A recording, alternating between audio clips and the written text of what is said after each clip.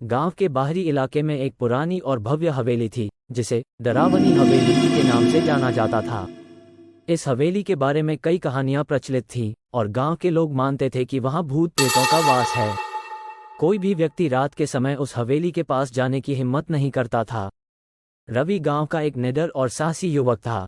उसे इन अंधविश्वासों पर विश्वास नहीं था और वह हमेशा सच्चाई जानने के लिए उत्सुक रहता था। एक दिन उसने अपने दोस्तों से कहा, मैं इस हवेली की सच्चाई जानने वहां जाऊंगा।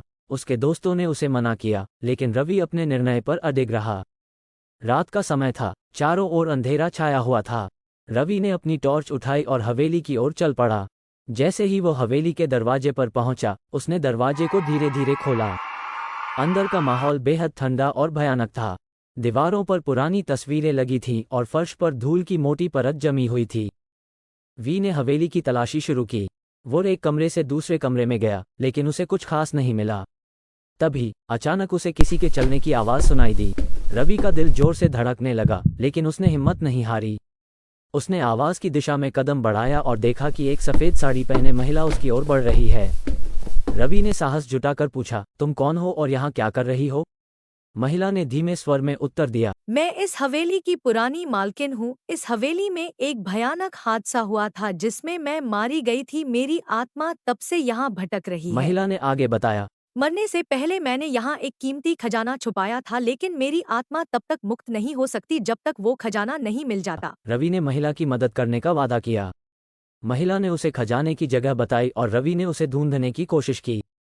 कई घंटों की मेहनत के बाद रवि ने खजाने का पता लगा लिया। खजाना मिलने के बाद महिला ने उसे धन्यवाद दिया और उसकी आत्मा को शांति मिली। हवेली में एक उजाला हुआ और महिला की आत्मा आसमान की ओर चली गई। रवि ने गांव वापस जाकर सभी को इस घटना के बारे में बताया। लोगों ने समझा कि अंधविश्वासों के पीछे हमेशा कोई न कोई सच्चाई होती है और उन्होंने रवि की हिम्मत की सराहना की। उस दिन के बाद से हवेली को डरावनी हवेली के बजाय शांत हवेली के नाम से जाना जाने लगा और गांव के लोग बिना किसी डर के वहां जाने लगे। सीख: इस कहानी से हमें यह सीख मिलती है कि किसी भी प्रकार के डर और अंधविश्वास का सामना करने के लिए साहस और बुद्धिमानी की आवश्यकता होती है।